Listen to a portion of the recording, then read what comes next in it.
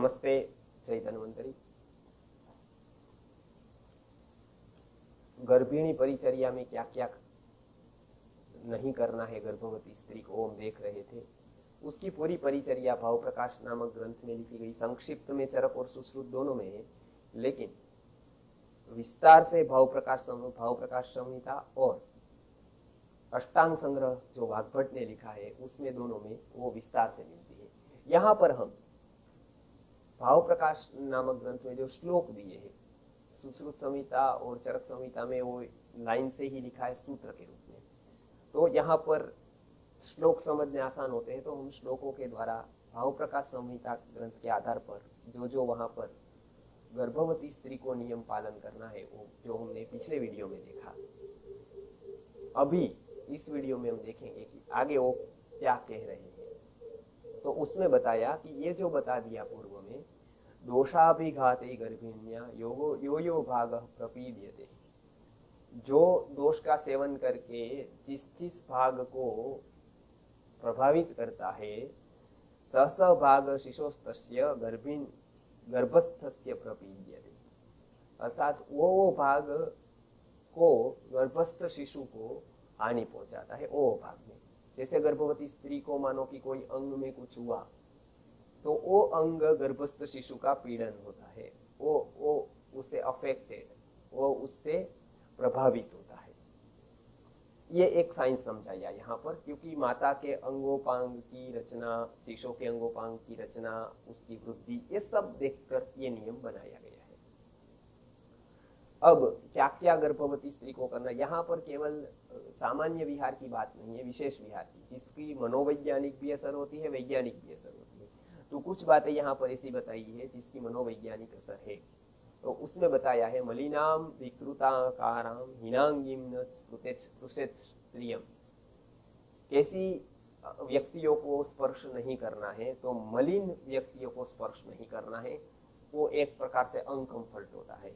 विकृताकाराम, विकृत आकार हो जिसका, मानो जो व्यक्ति को अधिक कुष्ठ हो, देखने में ठीक न हो, अंग विकृत हो गए हो, ऐसे व्यक्ति का दर्शन गर्भावस्था में नहीं करना है। ये स्पष्ट बताया है, मलिनाम विकृताकाराम हीनांगीम न स्पृशेत स्त्रियम, उसका स्पर्श करने का मना किया। ये अर्थ लेना है कि उसका दर्शन भी न करे तो अच्छा है, क्योंकि गर्भवती महिला सब गर्भावस्था सेंसिटिव अवस्था होती है, जो वो देखती है उसकी असर उसके सबकॉन्शियस माइंड में और आने वाले पल रहे ऐसे गर्भ पर होती है, गर्भस्थ शिशु पर होती है। तो ये बताया। फिर क्या बताया, न जिघ्रेत अपि दुर्गंधम न पश्येत नयना प्रियम, दुर्गंध आती हो ऐसे स्थल पे नहीं रहना है, बहुत दुर्गंध हो तो गर्भ को हानि कर सकती है। नयन को अप्रिय हो, आंखों को जो प्रिय न लगे, ऐसे कोई दृश्य नहीं देखने हैं। फिर क्या बताया, वचांसी नापि शृणुयात, वचांसी नापि शृणुयात, अर्थात अप्रिय वचन को न सुने, अर्थात क्रोध से झगड़े होते हैं या ऐसा कुछ विवाद होता है, वो सुनने का मना किया है। वचांसी नापि शृणुयात कर्णयोर अप्रियमपि, कर्णयोर अप्रियाणी, जो वचांसी होते हैं अर्थात जो कर्ण को अप्रिय जो वचन होते हैं वो न सुने। नान्नम पर्युषितम शुष्कम, अन्न कैसा खाए वो तो हम पहले बता चुके, फिर भी यहाँ पर याद दिला रहे हैं कि नान्नम पर्युषितम शुष्कम, बासी अन्न न खाए, सुबह का शाम को, रात का सुबह, ऐसा न खाए। भुंजीत क्वथितन न च, बार बार पकाकर, मतलब एक बार पक गया उसको बार बार क्वथित करके, उस समय की जो एक पद्धति थी क्वथित करके खाना, वो न खाए। आजकल वो नहीं है, लेकिन आजकल इतना लेना है कि 2 बार पकाकर नहीं खाना। एक ही बार की दाल बची तो क्या करते हैं, दूसरी बार पका लेते हैं, लेकिन ये तामस हो जाता है दूसरी बार का, तो एक ही बार पकाकर खाना है। एक बार पक गया कि उसको दूसरी बार आग पे पर पकाना नहीं है। फिर क्या कहते हैं, चैत्य श्मशान वृक्षाश्च, चैत्य है मतलब एक जो किसी प्रकार की विशेष स्थान होता है। फिर श्मशान के वृक्ष होते हैं। फिर भावांश चापी अयशकरान, यश न दिलाने वाले जितने भी भाव होते हैं वो भाव, फिर ये इसका सेवन नहीं करना है। चैत्य श्मशान वृक्षाश्च भावांश्चापि अयस्करान। ऐसे भावों का सेवन। अब श्मशान के वृक्ष को मना किया, क्यों? क्योंकि वो स्थान ही ऐसा होता है जहाँ शोक मग्नता होती है, जहाँ भयानकता लगती है, और ऐसे भावों का सेवन गर्भवती स्त्री को नहीं करना है। चैत्य अर्थात एक पहले के जमाने में कोई एक जगह होती थी गांव के बाहर जो एकांत निर्जन वन में होती थी, तो वहां पर भी जाना नहीं है। अर्थात इसका अर्थ ऐसा लेना है कि जहां पर भय लगे, जहां पर कुछ डर लगे, ऐसे स्थानों को छोड़ देना है। फिर वही निष्क्रमणम, प्रवास नहीं करना है। वही निष्क्रमणम क्रोधम, क्रोध नहीं करना है। एक बार क्रोध करने से शिशु के ऊपर बहुत ही हानि होती है, तो बार बार क्रोध करने से तो हानि होगी ही। शून्यागारंच विवर्जते, शून्यागार में नहीं रहना है, कोई नहीं है ऐसे स्थानों में नहीं रहना है। उसका भी अर्थ ये है कि जब अकेली कोई व्यक्ति पड़ जाती है, खास करके संवेदनशील अवस्था में, तब उसको डर ज्यादा लगता है, तो एकांत में नहीं रहना है। नोच्चैर ब्रूयात् न तत्कुर्यात् येन गर्भो विनश्यति। नोच्चैर ब्रूयात्, उच्च से बोलना नहीं है।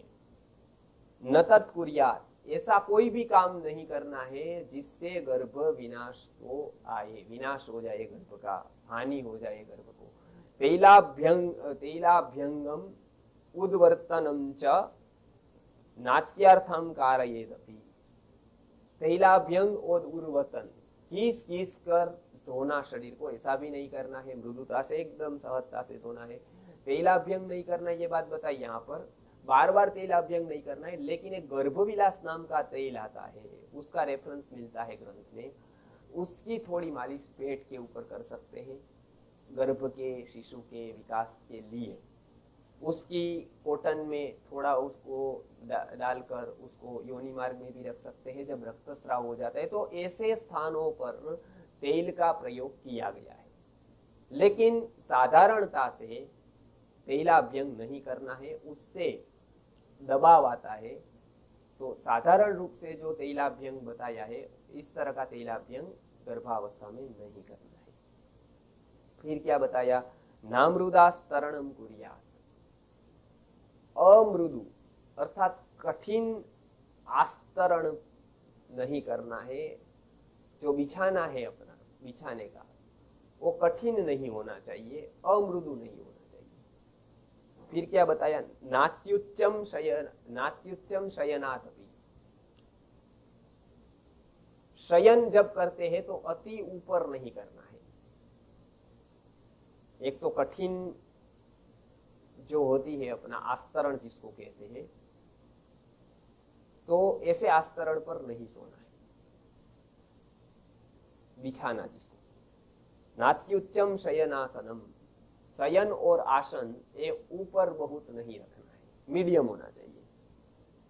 और एतांस्तु नियमान सर्वान यत्नात् पूर्वी तदपि, ये सभी नियमों का पालन गर्भवती स्त्री को करना है। आगे एक यवाई शब्द आया था जिसका अर्थ मैथुन होता है, तो हमने सारे अर्थ लिए थे, उसमें से एक यवाई का अर्थ मैथुन भी है। मैथुन मुख्यता से है, तो मैथुन भी नहीं करना है। आजकल जो डॉक्टर है वो 3 महीने तक मैथुन का बता रहे हैं, लेकिन मैथुन गर्भावस्था में वर्ज्य है। उससे गर्भ को हानि हो सकती है, मिसकैरेज हो सकता है, गर्भस्राव गर्भपात हो सकता है, इसलिए विवाह भी नहीं करना है। वो आगे के श्लोक में हमने देख लिया है, मैं ये फिर से बता। तो ये नियम जो है वो यत्नात् अर्थात परिश्रम पूर्वक भी, अच्छे न लगे तो भी गर्भवती स्त्री को पालन करने हैं। तो ये सारी बातें भाव मिश्र जी ने भाव प्रकाश नाम के ग्रंथ में बताई है। तो इसका यदि पालन करेंगी गर्भवती स्त्री, तो गर्भ और गर्भवती स्त्री दोनों का संरक्षण होगा, उत्तम प्रजा का निर्माण होगा और स्वस्थ भारत की संकल्पना साकारित होगी। नमस्कार, जय धन्यवाद।